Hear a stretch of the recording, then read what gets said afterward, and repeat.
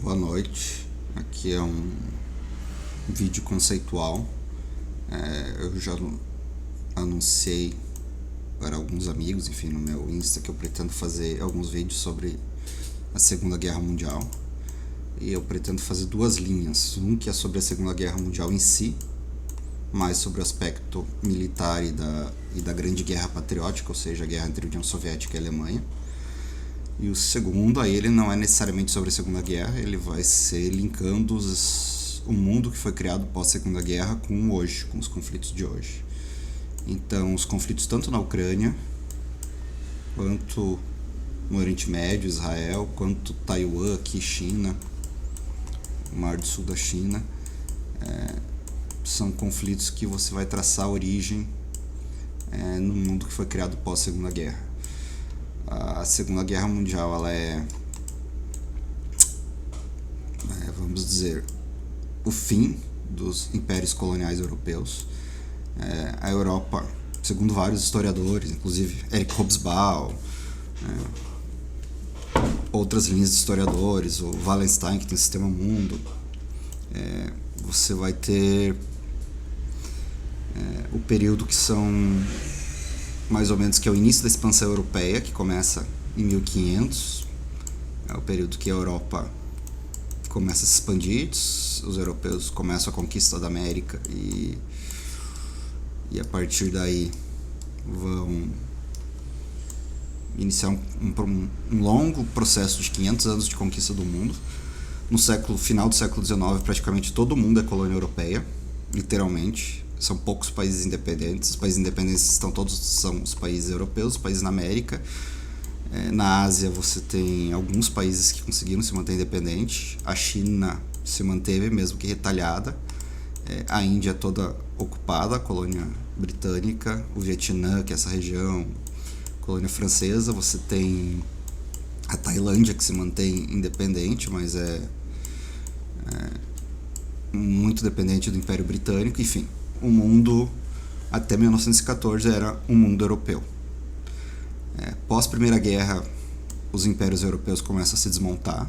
Você vai ter na própria Europa 3 grandes impérios se desmontam: o Império Russo, o Império Alemão, o Império Austro-Húngaro.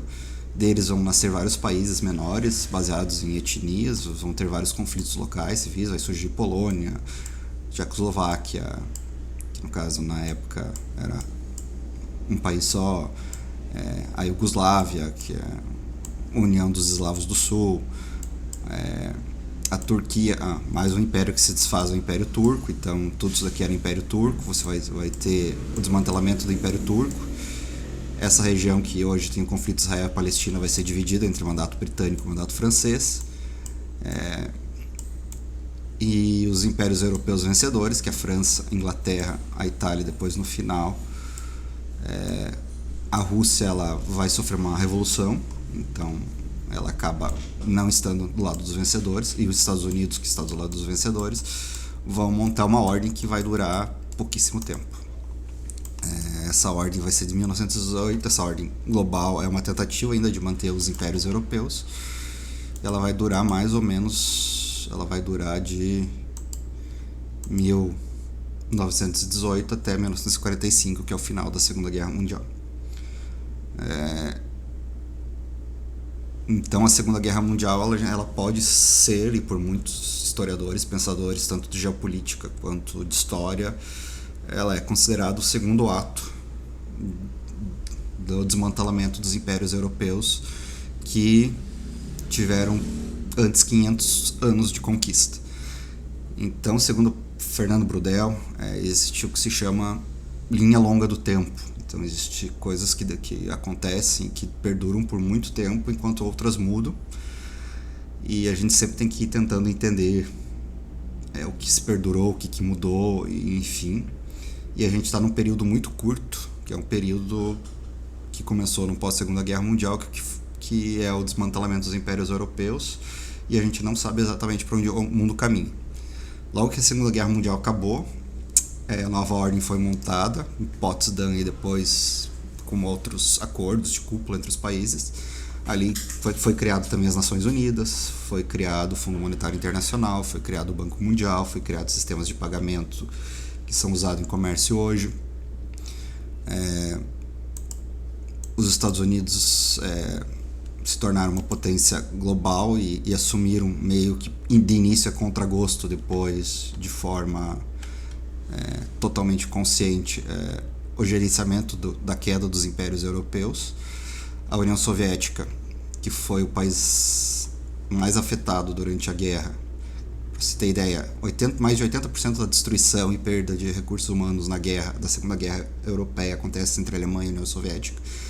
Então, da Alemanha para a União Soviética, e uma parte enorme das batalhas ocorre em território soviético.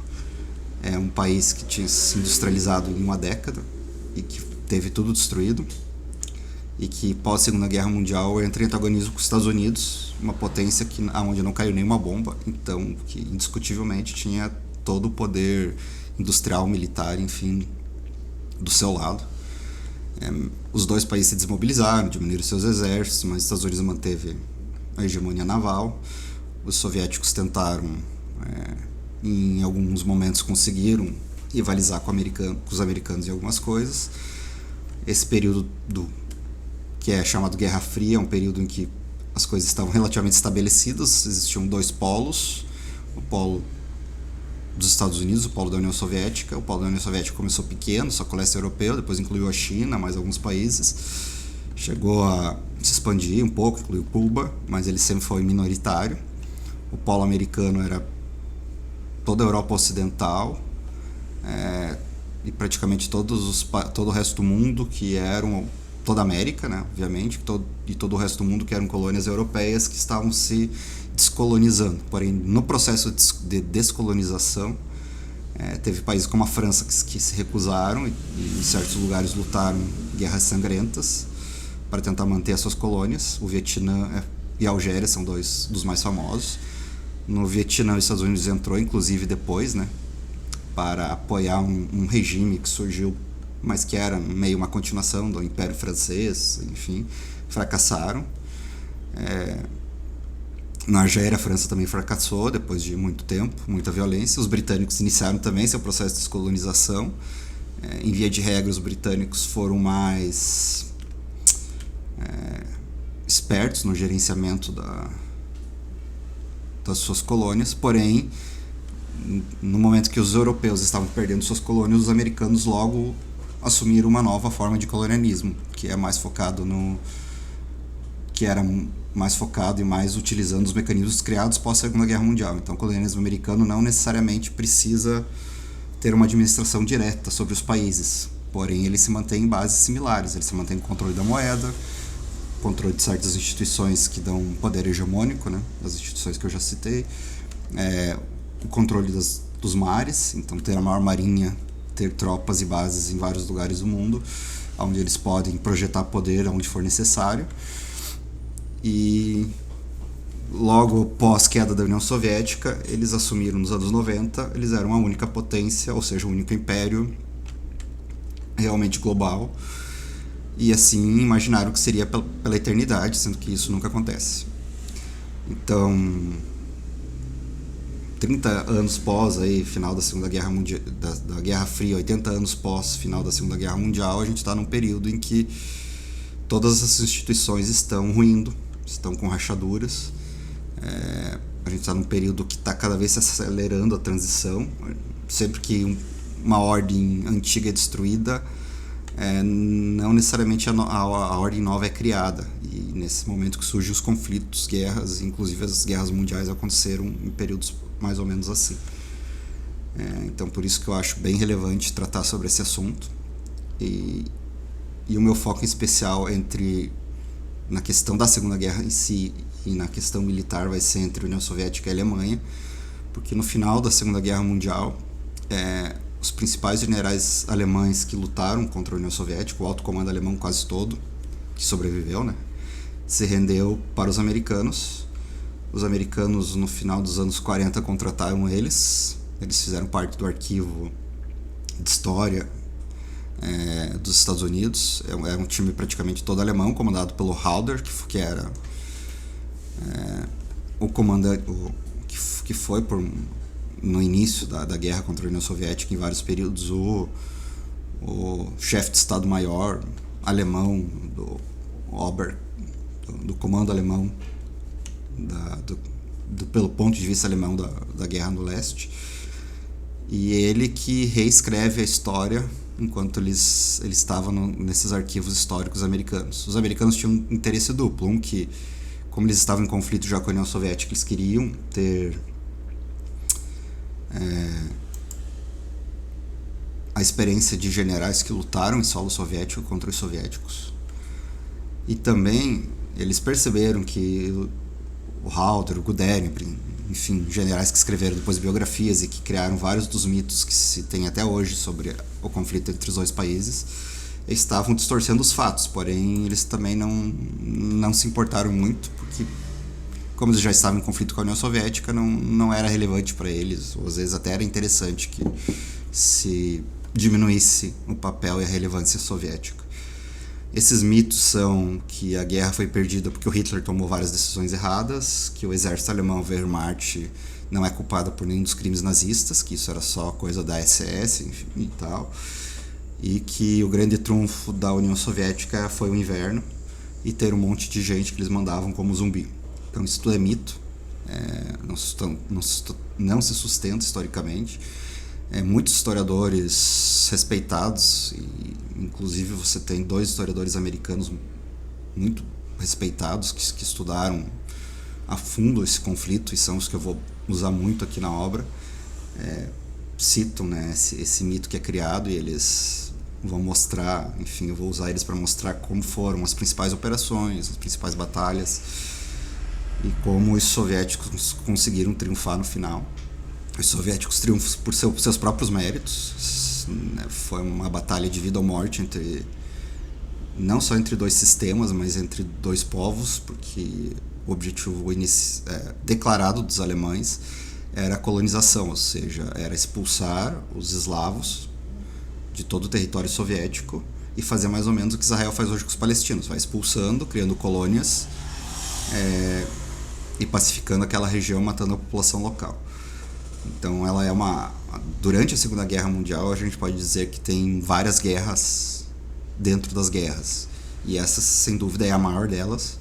Você também vai ter, claro, a guerra entre Estados Unidos e Japão no Pacífico, que é um caso à parte, e no primeiro momento da guerra as 2 potências, França e Inglaterra, contra a Alemanha, que não tinham esse caráter de extermínio que vai ter no leste europeu.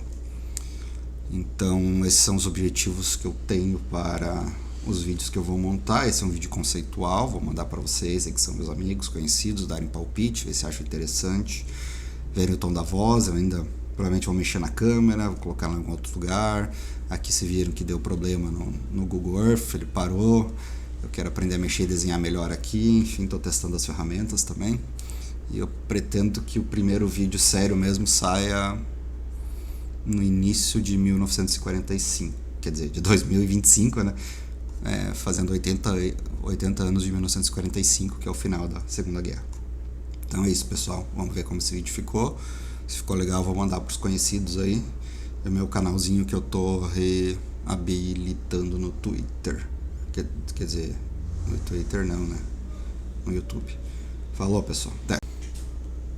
Boa noite. Aqui é um vídeo conceitual. Eu já anunciei para alguns amigos, enfim, no meu Insta, que eu pretendo fazer alguns vídeos sobre a Segunda Guerra Mundial. E eu pretendo fazer 2 linhas. Um que é sobre a Segunda Guerra Mundial em si, mais sobre o aspecto militar e da Grande Guerra Patriótica, ou seja, a guerra entre a União Soviética e a Alemanha. E o segundo, aí ele não é necessariamente sobre a Segunda Guerra, ele vai ser linkando o mundo que foi criado pós-Segunda Guerra com hoje, com os conflitos de hoje.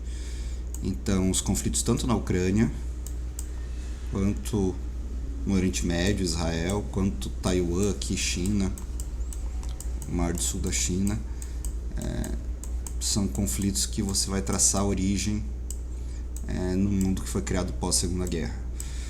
A Segunda Guerra Mundial, ela vamos dizer, o fim dos impérios coloniais europeus.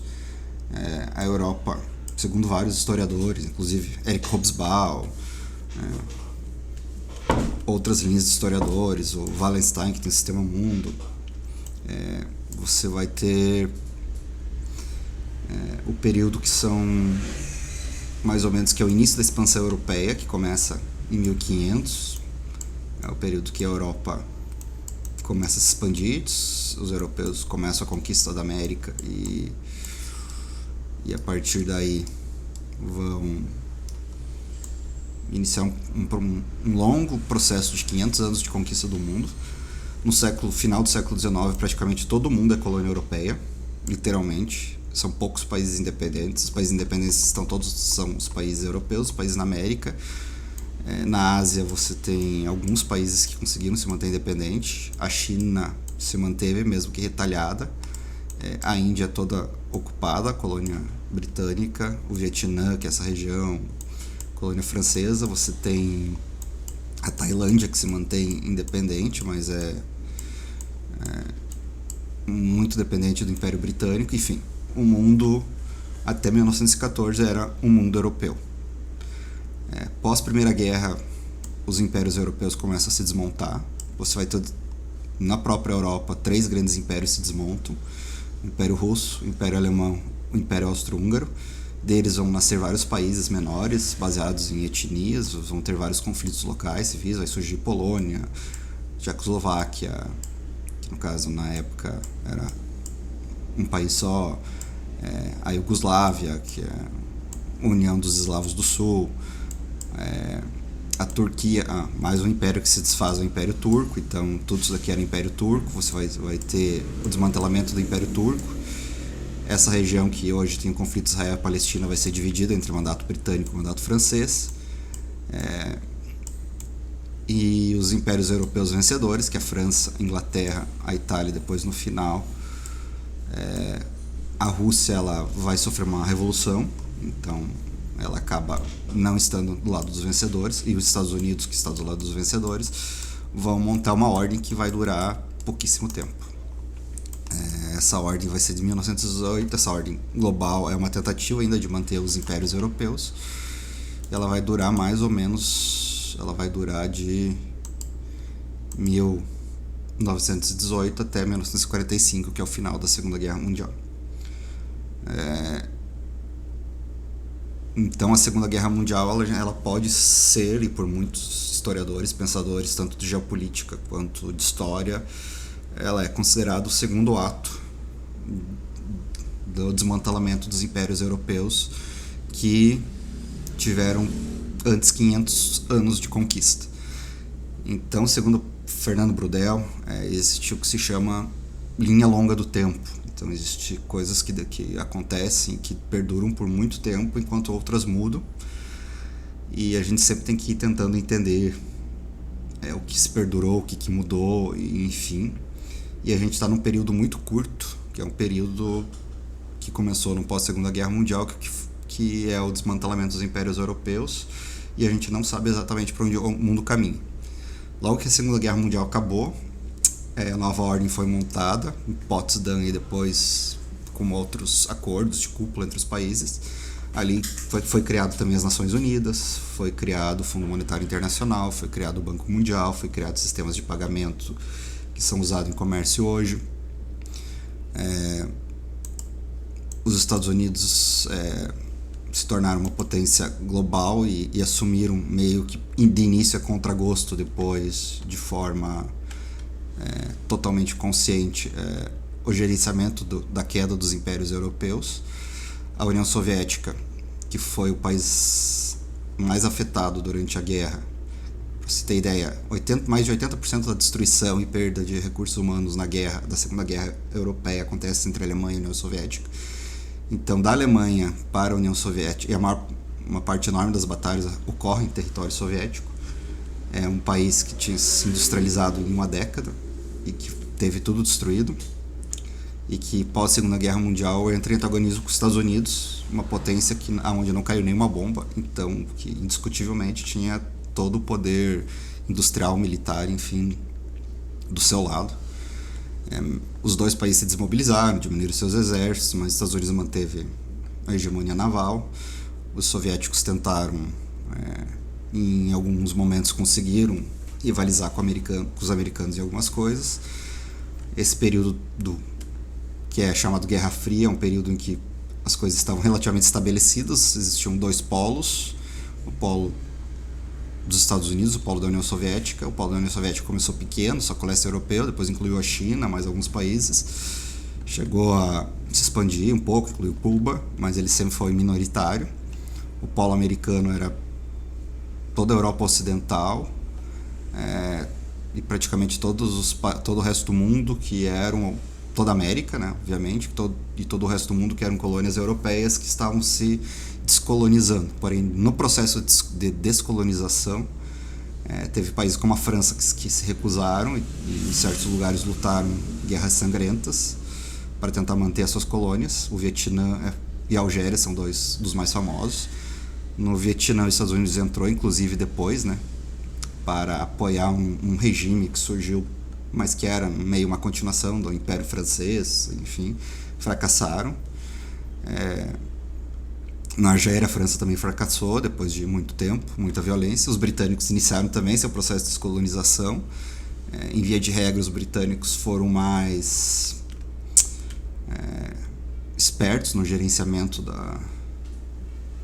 das suas colônias, porém, no momento que os europeus estavam perdendo suas colônias, os americanos logo assumiram uma nova forma de colonialismo, que é mais focado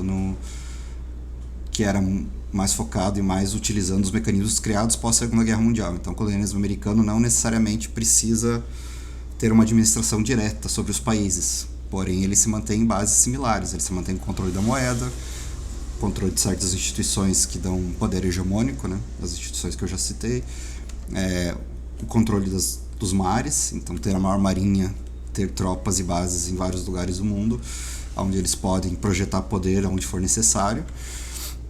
E logo pós queda da União Soviética, eles assumiram nos anos 90, eles eram a única potência, ou seja, o único império realmente global, e assim imaginaram que seria pela eternidade, sendo que isso nunca acontece.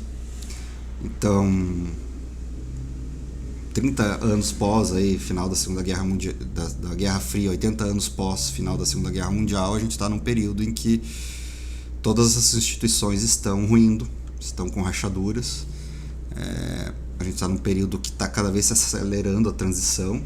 Sempre que uma ordem antiga é destruída, não necessariamente a ordem nova é criada. E nesse momento que surgem os conflitos, guerras, inclusive as guerras mundiais aconteceram em períodos mais ou menos assim.